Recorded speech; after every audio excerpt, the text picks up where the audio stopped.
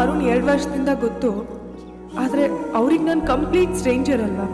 ಸರಿ, ಏನಾದರೂ ಆಗಲಿ, ಇವತ್ತು ಹೇಳಲೇಬೇಕು ಅಂತ ಡಿಸೈಡ್ ಮಾಡಿಕೊಂಡು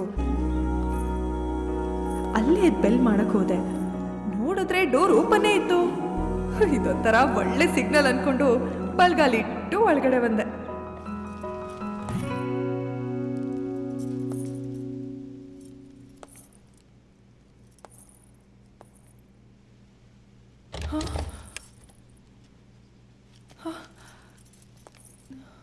ಅರುಣ್